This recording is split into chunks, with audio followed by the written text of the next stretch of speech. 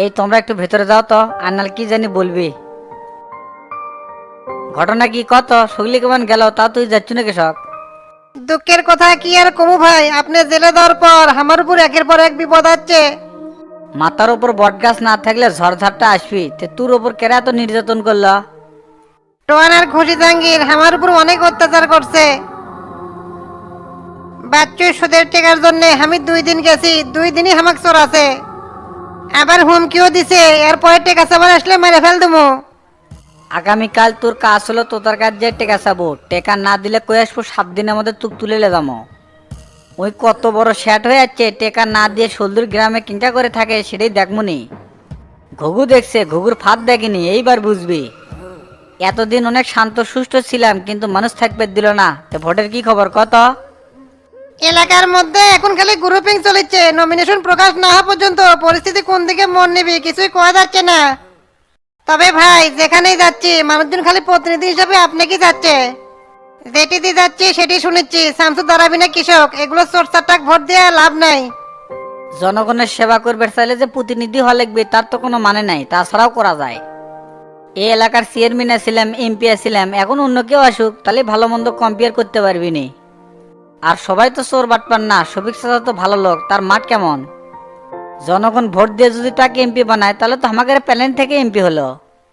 সাজানো গোছানো মাঠ শফিক চাচাক দিবে চাচ্ছেন, আপনি কথাবার্তা তো কিছুই বুঝে পারছি না। রাজনীতি হলো বেইমানের জায়গা, এমপি হওয়ার পর আপনার সাহায্য না থাকে তখন কেরা থাকবি না থাকবি সেই চিন্তা করে শামসু আর চলতিছে না। নিজের পথ নিজেই চলি, সামনে অনেক ভেজাল আছে, ভেজাল আগে সারান লাগবি। শফিক চাচা সবে মাত্র এমপি ক্যান্ডিডেট, ওটা আজ থেকে 10 বছর আগেই ক্লিয়ার করছি। চাচা আমার সাথে কি বেমানি করবি? লোকটা তো খালি উপদ্য উপদ্য লক্কর ধক্কর করিচ্ছে, দলের টিকিট পাই কি নাই পাই সেটাই তো বুঝতে পারছি না। মার্কা না পালেও স্বতন্ত্র থেকে দাঁড়াবি, তাই করছে এবার আমি দাঁড়ামই। এইদিকে তো তার হাবিব দলের মার্কা নেওয়ার জন্য তো সেই টানাটানি শুরু করছে। ওদের মধ্যে কি ন্যায় নীতির আদর্শ আছে নাকি? নিজের স্বার্থের জন্য যখন যেটা পাবি তখন সেটাই করবি। তুই একটা কাজ করিস, পাড়ায় পাড়ায় সেনাপাড়া একটু সেটিং করিস, সন্ধ্যের পর একটু বাড়ামো। নির্বাচনের প্রচার প্রসারণা না চালান লাগবে, মাঠ কিরকম একটু দেখা লাগবে না? তাহলে কাল থেকে বিভিন্ন এলাকায় পথসভা দেই, আর ঘোষণা করবেন আমার সমর্থক শফিক চাচা, তার যে মার্কাই হোক তাক ভোট দিবেন। সময় হোক সেটা দেখা যাবে নি, এত অগ্রিম ঘোষণা করার কিছু নাই। গোল্লা, এ গোল্লা কোনটি রে তুই? আনার লিয়ে যায় না খাবার দে। আচ্ছা ভাই, পাঠায় দেন, খাবার রেডি আছে। ভেতরে যা, যাই খাওয়া দাওয়া করে তারপর যাইসিনি। আচ্ছা ভাই যাচ্ছি।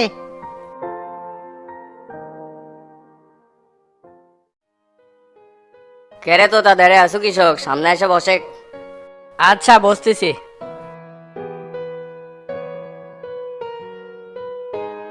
কাল থেকে ফোন দিচ্ছি, ফোন রিসিভ করেন না। আপনি আসলে কি চাচ্ছেন কন তো? শত্রুতা যদি বাড়াবার চান সেটাও ক্লিয়ার করে কন। তুই সবাই বেশি উল্টাপাল্টা কথা কস, তোর সাথে শত্রুতা করার কি আছে রে? আর করলেই বা কি করব? তোর মতন তোতা বহুত জীবনে দেখে আসছি, আর আমার জন্যই তোতা হবার পারছে, এটা মাথাত রাখিস। তলে তলে বাঁশ দিয়ে বড় বড় কথা। জাহাঙ্গীর হচ্ছে হামার চ্যাংরা, হামাক না জানে আপনি ওকে ছেড়ে দিয়েছেন কৃষক। ওক বের করছি তে তোরও তো ফাটিচ্ছে কে? তুই কুমক বের করবে পারিস নি? এটা স্যাংরা জেলে বসে মরিচ্ছে, আর তার তুই কোনো খোঁজই নিস নি। খোঁজ নিয়ে আপনি কেটে গেল, মিশে উল্টাপাল্টা কথা কন। আর ওকে আপনি যাবেন তা বাইক নিয়েছিলেন, সেটা আমার কাছে গোপন রাখলেন কৃষক, এটাই তো আমি বুঝিচ্ছি না। এটি বলার কি আছে সেটাই তো আমি বুঝিচ্ছি না। ভালো একটা উকিল পাইছিলাম তাই চট্টস করে জামিন করে আনছি। শোন তো, তা স্পষ্ট করে একটা কথা করছে, জাহাঙ্গীর হলো আমার চ্যাংরা, এখন থেকে ওই আমার হয়ে কাজ করবে। এই ছিল মনে, তলে তলে পানি এত দূর। আর আমি চাই এই বিষয়ে তুই কোনো নাক গলাবো না। বাহ হাবিব সাহেব বাহ, রাজনীতির খেলাটা ভালোই খেললেন।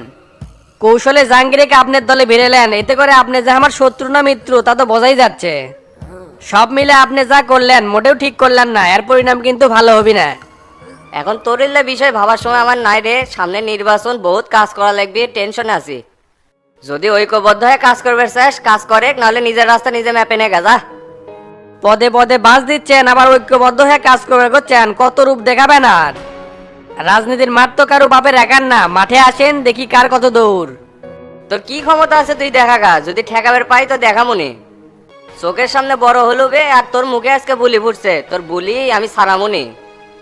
রাজনীতি করবে গেলে এল্লা বলি থাকবেই, এই তোতা কিন্তু একদিনে বড় হয়নি। থাকেন, চলে গেলাম।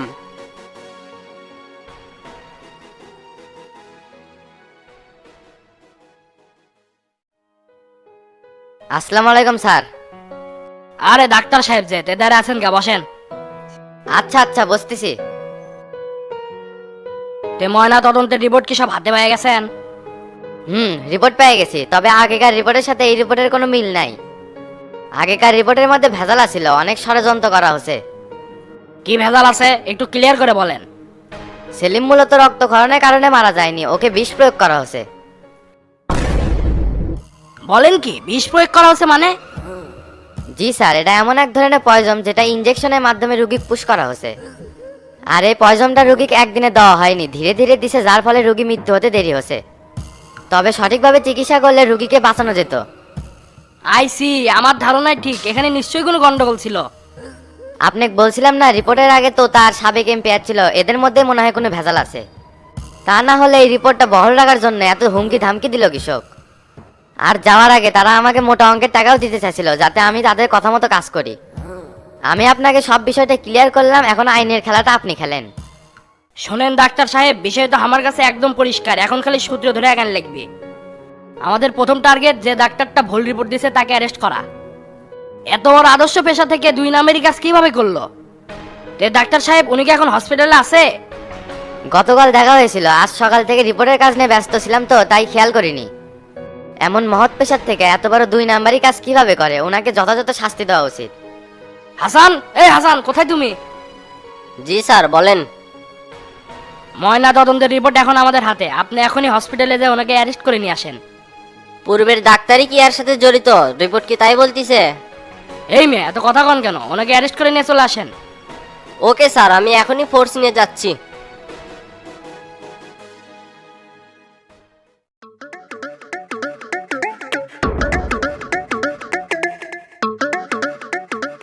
এ মিয়া, আস্তে করে খাও, ভাত ফুরে যাচ্ছে না, নল্লিত বেজে পড়বিনি। যেভাবে খাচ্ছ মনে হয় 1 সপ্তাহ ধরে ভাতের সাথে দেখাই করো না। একটু আস্তে ধীরে খাও, এ বাড়ির ভাতের অভাব হয় না, তুমি সেজা দরকার পড়লে বাড়িতে লিয়ে যাও। আর কোশনারে গোল্লা, সেই খিদে লাগছে। সকালে বাড়াছি শামসু ভাইয়ের জন্য, এখন বাজে 4টে। নেতা গাছকে মুক্ত দেখে মনের সুখে খিদে কিংবা বেড়ে গেছে। আজকাল তুমি দোকানদারি বাদ দেয়া ঘটকগিরি আর রাজনীতি খুব শুরু করে দিছো, তোমার মতলব কিন্তু কিছুই বুঝিচ্ছি না। সত্যি করে কও তো, তোমার মনের বাসনা কি? না হলে কিন্তু দম আটকে মরে যাবে। সকাল থেকে কেমন তুমি শামসুভাইয়ের পিছনে ঘুরিচ্ছ, সব নেতা কর্মী চলে গেছে, তুমি এখনো আছো, তোমার রহস্য কিন্তু কিছুই বুঝিচ্ছি না। বাসনা কিছুই না রে, আবার অনেক কিছু। মানুষ কি সারা জীবন এক থাকে? এলা পরিবর্তন হওয়ার চেষ্টা করছি। বুদ্ধি বয়সিনী দোকানদারি করি, এখন এলা রাজনীতি খেলা খেলবার যাচ্ছি। সমাজে টিকে থাকতে গেলে সব কিছুর সাথে জড়িত থাকা লাগবে। গত কিছুদিন যাবৎ ফরিকে দেখেছি না, এরকম অ্যাক্টিভ কর্মী মাঠে না থাকলে হবে? ওই অ্যাক্টিভই আছে, বালুর কাজ নিয়ে আমরা একটু ব্যস্ত আছি। শফিক চাচা তো ওই কাজ হামাগরে ঘাড়ে উপরে দিছে, হিসাব নিকাশ করা লাগে তো শামসু ভাই আচ্ছে দেখা বাড়ায় পাইনি। ব্যবসা ভালো, টাকা কম কিন্তু নগদ, আর কর্মচারীগুলোর সাথে ভালো ব্যবহার করলে প্রচুর ভোট পাওয়া যাবে। তোরা তো ইনকামের লাইন ভালোই বাই করছু, আমার কিছু কাজ কাম দিস। সামনে নির্বাচন, খরচাপাতির দরকার আছে, আর তোরা তো মাঠে যাসই নেবে। আমরা হলে মেইন খেলোয়াড়, মাঠে নামার পর বল খালি হামাগরে পাইতে থাকবি, সময় সুযোগ আসলে এমনি নেমে পড়মু। আগে আগে ফাল বেরবে তোমরাই, আর জায়গা মতো খেলা লাগবি হামাগরে। সময় হলে এমনি অর্ডার চলে আসবি, তখন হামাগরে মাঠে দেখবেরই পাবেনি। সময় হলে সেটা বুঝবুনি, তুই এত কথা কইস না, খাই তো। আচ্ছা আচ্ছা, খাও।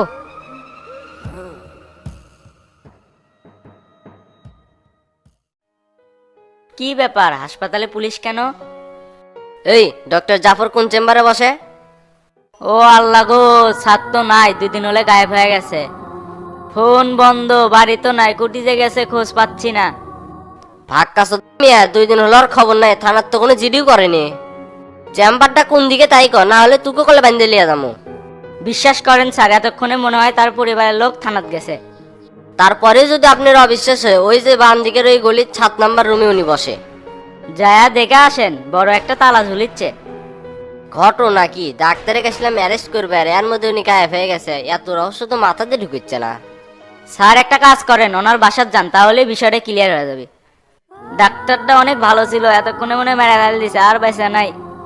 ভাই আপনি যেটি দেখেন ভালো থাকেন, এই দোয়াই করি। হসে হসে, তুই এত নাটক করিস না, তোর কথা আমি বিশ্বাস করছি। দেখি ওর বাড়ির থেকে ঘুরে আসিস, তাহলে সকল তথ্যই পামনি।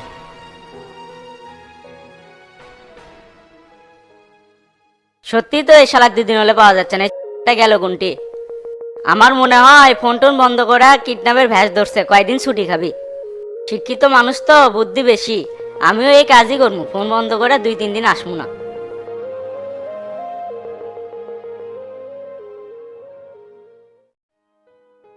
ভাই তো আপনি কি কয়ে গেল? ওই শালার বেটা তো মেলা কথাই কয়ে গেল, ওর কথা ধরলে তো সবসময় কেঁচাল হবে। তে করেন, আমি তো চাচ্ছি আসি তারা গ্যাঞ্জাম বাজুক, এবার খেলা ওর সাথেই। সময় মতো খেলা দেখান লাগবে বে, মিচাই এক সময় দৌড়ায় গা হাফসায় লাভ আছে। গতকাল আবার সামসু বাড়াছে, মরবেন এখন আবার কোন দিক ঘুরে কিছুই বুঝতে পারছি না। বাড়ালে সমস্যা কি? তার রাস্তা আর আপনার রাস্তা তো একেবারে ভিন্ন, তাই তার মতো কাজ করবে, আপনি আপনার মতো কাজ করবেন। আছে আছে, অনেক বড় একটা সমস্যা আছে, এই জন্যই তো কয়েকদিন ধরে অশান্তির মধ্যে ভুগিচ্ছি। তুই একটা কাজ করে তো, তোকে একটা ডাক্তারের ছবি আর ঠিকানা দিচ্ছি, আজকে রাতের মধ্যে ওকে দুনিয়ার থেকে বিদায় করে দিব। ওই ডাক্তারের কাছে কিছু তথ্য আছে, তথ্যগুলো ফ্লাশ হলে আমার ঝামেলা হয়ে যাবে। ঠিক আছে ভাই, আপনি ডিটেলস পাঠিয়ে দেন, আমি রাতেই অপারেশন কমপ্লিট করে আসতেছি। আপনার গলার যায় কাটা হবি, তাকে একবারে সেটা ফেল দিমু। এই ঘুষি জাহাঙ্গীর কিন্তু ম্যানচেক মেরে এত দূর যাচ্ছে। কাজটা এমন সূক্ষ্মভাবে করব যাতে কেউ বুঝতে না পারে। এ তো কেটা ফোন দিচ্ছে রে? এই বেটা ডন গতকাল থেকে ফোন দিয়ে খুব ডিস্টার্ব করিচ্ছে। তোকে আমার থেকে সরানোর ভাগ কাবে বুঝিয়ে এলে। ডন কে? ডনের বাপও আমাকে আপনার কাছ থেকে সরাই পারবি না। আমি হলাম এক কথার মানুষ, যাই আমার সাথে একবার বেইমানি করে তার নাম একবারে জীবন থেকে মুছে দিই। আপনি কোনো চাপ নেন না, বেঁচে থাকাকালীন তো তার সাথে কোনোদিন হাত মিলামো না। সাবাস, এতদিনে এসে একটা বাঘের মতো বাঘ পেয়েছি। তাহলে ভাই থাকেন, ডাক্তারের ভিসাটা লেগে দিয়ে আসি, আজকে রাতেই হবে ওর জীবনের শেষ রাত। আচ্ছা যা।